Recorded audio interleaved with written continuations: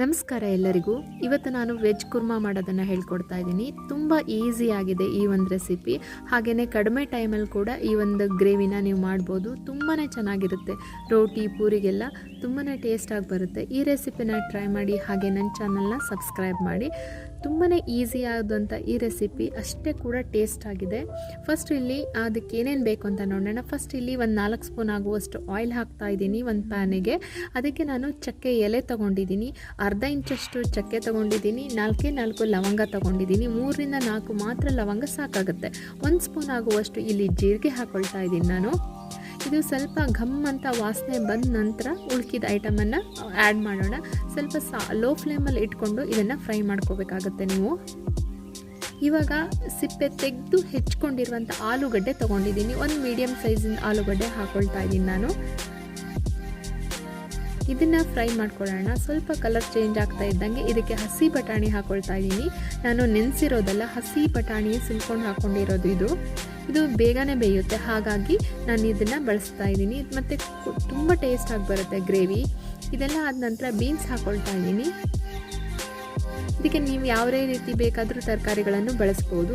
ನಾನು ಇಲ್ಲಿ ಬಳಸಿರೋದು ಕ್ಯಾಪ್ಸಿಕಮ್ ಇದಕ್ಕೆ ಈರುಳ್ಳಿ ಒಂದು ಮೀಡಿಯಮ್ ಸೈಜಿಂದ ಹಾಕ್ಕೊಳ್ತಿದ್ದೀನಿ ಹೆಚ್ಚು ಬಿಟ್ಕೊಂಡು.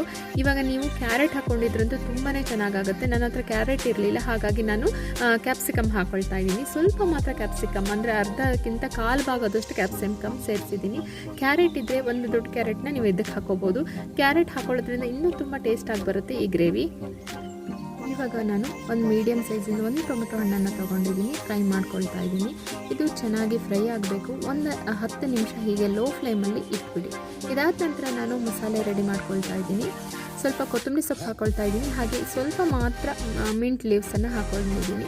ಕೊತ್ತಂಬರಿ ಸೊಪ್ಪು ಜಾಸ್ತಿ ಹಾಕ್ಕೊಳ್ಳಿ. ಹಾಗೆ ಮಿಂಟ್ ಲೀವ್ಸ್ನ ಒಂದು 4-5 ಎಸಳು ಹಾಕ್ಕೊಂಡ್ರೆ ಸಾಕಾಗುತ್ತೆ. ಹಾಗೆ ಅರ್ಧ ಕಪ್ಪಷ್ಟು ತೆಂಗಿನ ತುರಿ ಹಾಕ್ಕೊಂಡಿದ್ದೀನಿ. ಇವಾಗ ನಾನು ಶುಂಠಿ ಬೆಳ್ಳುಳ್ಳಿ ಹಾಕ್ಕೊಳ್ತಾ ಇದ್ದೀನಿ. ಅರ್ಧ ಇಂಚು ಶುಂಠಿ, 5 ರಿಂದ 6 ಎಸಳು ಬೆಳ್ಳುಳ್ಳಿ, 3 ಹಸಿಮೆಣಸಿಕಾಯಿ ತೊಗೊಂಡಿದ್ದೀನಿ. ಇವಾಗ ಖಾರ ಜಾಸ್ತಿ ಬೇಕು ಅನ್ನೋರು ಇನ್ನೂ ತುಂಬ ಒಂದು ಎಕ್ಸ್ಟ್ರಾ ಹಸಿಮೆಣಸನ್ನು ಬಳಸ್ಬೋದು. ಅರ್ಧ ಇಂಚಷ್ಟು ಚಕ್ಕೆ ಹಾಕ್ಕೊಂಡಿದ್ದೀನಿ. 2 ಲವಂಗ, 4 ಇಲ್ಲಿ ನಾನು ಪೆಪ್ಪರ್ ತೊಗೊಂಡಿದ್ದೀನಿ. ಹಾಗೆ 1 ಸ್ಪೂನ್ ಆಗುವಷ್ಟು ಗಸಗಸೆ ಹಾಕ್ಕೊಳ್ತಾ ಇದ್ದೀನಿ. ನಾನು ಇದನ್ನೆಲ್ಲ ಮಿಕ್ಸಿಗೆ ಮಸಾಲೆ ಮಾಡ್ಕೊಳ್ಳೋದಕ್ಕೆ ರೆಡಿ ಮಾಡ್ಕೊಳ್ತಾ ಇದ್ದೀನಿ. ಅದಕ್ಕೆ ಹಾಕ್ಕೊಂಡಿದ್ದೀನಿ. ಇದನ್ನು ನೈಸಾದ ಪೇಸ್ಟನ್ನು ನಾವು ಮಾಡ್ಕೋಬೇಕಾಗುತ್ತೆ. 5-6 ಎಸಳು ಮಾತ್ರ ಇಲ್ಲಿ ನಾನು ಬೆಳ್ಳುಳ್ಳಿಯನ್ನು ಬಳಸಿದ್ದೀನಿ. ಅರ್ಧ ಇಂಚು ಮಾತ್ರ ಶುಂಠಿ ತೊಗೊಳ್ತಾ ಇದ್ದೀನಿ. ಖಾರ ಬೇಕು ಅಂದರೂ ಪೆಪ್ಪರ್ ಅಥವಾ ಹಸಿಮೆಣಸನ್ನು ಜಾಸ್ತಿ ಮಾಡ್ಕೊಳ್ಳಿ. ತುಂಬಾ ಟೇಸ್ಟಾಗಿ ಬರುತ್ತೆ ಈ ಒಂದು ಗ್ರೇವಿ. ಅದು ಮಸಾಲೆ ಜಾಸ್ತಿ ಹಾಕ್ಕೊಳ್ತಾ ಇಲ್ಲ ನಾನು. ನೀವು ಸಾಮಾನ್ಯವಾಗಿ ಪೂರಿ ಜೊತೆ ಸಾಗು ತಿಂದಿರ್ತೀರ, ಸೇಮ್ ಅದೇ ಟೇಸ್ಟೇ ಬರುತ್ತೆ. ಇದಕ್ಕೆ ಒಂದು 1/2 ಕಪ್ಪಷ್ಟು ನೀರು ಹಾಕ್ಕೊಂಡು ನೈಸಾದಂಥ ಪೇಸ್ಟನ್ನು ನಾವಿಲ್ಲಿ ಮಾಡ್ಕೋಬೇಕಾಗತ್ತೆ. ನೈಸಾದ ಪೇಸ್ಟ್ ಆದ ನಂತರ ಇಲ್ಲಿ ರೆಡಿಯಾಗಿದೆ ನೋಡಿ. ಅದನ್ನು ನಾವು ತರಕಾರಿಗೆ ಹಾಕ್ಕೊಳ್ಬೇಕಾಗತ್ತೆ. ತರಕಾರಿ ಇಲ್ಲಿ ಹಾಫ್ ಕುಕ್ ಆಗಿದೆ ಅಂತ ನೋಡ್ಕೋಬೇಕಾಗುತ್ತೆ. ನಾವು ಲೋ ಫ್ಲೇಮಲ್ಲಿ ಇಟ್ಕೊಂಡು ನಿಧಾನವಾಗಿ ಹುರಿತಾ ಹೋಗಬೇಕು. ತರಕಾರಿ ಟೇಸ್ಟ್ ಬರುತ್ತೆ. ಅದು ಲೋ ಫ್ಲೇಮಲ್ಲಿ ಬೆಂದಿರೋದ್ರಿಂದ ತುಂಬ ಚೆನ್ನಾಗಿ ಬರುತ್ತೆ. ಮೊದಲು ನಾನು ಇದು ತರಕಾರಿ ಬೇಯೋಕ್ಕಿಂತ ಮುಂಚೆ ಯಾವುದೇ ರೀತಿ ಉಪ್ಪು ಹಾಕ್ಕೊಂಡಿಲ್ಲ. ಇವಾಗ ನಾನು 1 ಸ್ಪೂನ್ ಆಗುವಷ್ಟು ಉಪ್ಪನ್ನು ಸೇರಿಸ್ಕೊಂಡಿದ್ದೀನಿ. ಸೇರಿಸ್ಕೊಂಡಾದ ನಂತರ ಇದಕ್ಕೆ ನಾನು ಮಸಾಲೆ ರುಬ್ಕೊಂಡಿದ್ನಲ್ಲ ಅದು ಕೂಡ ಸೇರಿಸ್ಕೊಳ್ತಾ ಇದ್ದೀನಿ. ಅದನ್ನು ಸೇರಿಸ್ಕೊಂಡು ಮಿಕ್ಸಿಯಲ್ಲಿರುವಂಥ ಎಲ್ಲ ಮಸಾಲೆನೂ ನೀವು ಅದಕ್ಕೆ ಹಾಕೋಬೇಕಾಗುತ್ತೆ. ಹಾಕ್ಕೊಂಡು ಒಂದು 2 ನಿಮಿಷಗಳ ಕಾಲ ಆ ಹಸಿ ವಾಸನೆ ಹೋಗೋ ತನಕ ನೀವು ಮಸಾಲೆನ ತರಕಾರಿ ಒಟ್ಟಿಗೆ ಹುರಿಕೊಳ್ಬೇಕಾಗತ್ತೆ. ಹುರ್ಕೊಂಡು ಆದ ನಂತರ ಲೋ ಫ್ಲೇಮಲ್ಲೇ ಇದನ್ನು ಹುರ್ಕೊಳ್ಳಿ. ಅದರಿಂದ ಏನಾಗುತ್ತೆ, ತುಂಬ ಚೆನ್ನಾಗಿ ಮಸಾಲೆ ಹೊಂದ್ಕೊಳ್ಳುತ್ತೆ. ಇವಾಗ ನಾನು ಬಿಸಿ ನೀರು ತಗೊಂಡು ಹಾಕ್ಕೊಳ್ತಾ ಇದ್ದೀನಿ. ನೀರು ಅಷ್ಟೇ ಜಾಸ್ತಿ ಹಾಕ್ಕೋಬೇಕಾಗತ್ತೆ. ಜಾಸ್ತಿ ಹಾಕಿಬಿಟ್ರು ಚೆನ್ನಾಗಿ ಕುದ್ದು ಮಸಾಲೆ ಬರಬೇಕು. ಯಾಕಂದರೆ ನಾವು ರುಬ್ಬಿರುವಂಥ ಮಸಾಲೆ ಯಾವುದೇ ರೀತಿಯಾಗಿ ಫ್ರೈ ಆಗಿಲ್ಲ. ಇವಾಗ ಏನು ಇದೆಯಲ್ಲ ಅದು ಚೆನ್ನಾಗಿ ಬೇಯಬೇಕು. ಮಸಾಲೆನೂ ಬೇಯಬೇಕು ಮತ್ತು ತರಕಾರಿ ಕೂಡ ಬೇಯಬೇಕು. ಹಾಫ್ ಮಾತ್ರ ತರಕಾರಿ ಬೆಂದಿದೆ. ಇವಾಗ ನೀವು ಚೆನ್ನಾಗಿ ಕುಕ್ ಮಾಡಬೇಕಾಗತ್ತೆ. 15 ರಿಂದ 20 ನಿಮಿಷಗಳ ಕಾಲ ಇದನ್ನು ಚೆನ್ನಾಗಿ ಬೇಯಿಸ್ಕೊಳ್ಳಿ.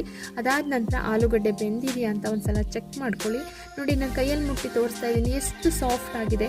ಇವಾಗ ಬೇಯೋದಿದೆಯಲ್ಲ ತುಂಬಾ ಇಂಪಾರ್ಟೆಂಟು. ಇವಾಗ ನಾನು ಇದಕ್ಕೆ ಪೂರಿ ಹಿಟ್ಟನ್ನು ರೆಡಿ ಮಾಡಿ ಇಟ್ಕೊಂಡಿದ್ದೀನಿ. ಪೂರಿನ ಲಟ್ಟಿಸ್ಕೊಳ್ತಾ ಇದ್ದೀನಿ. ತುಂಬಾ ಟೇಸ್ಟಾಗಿ ಬರುತ್ತೆ.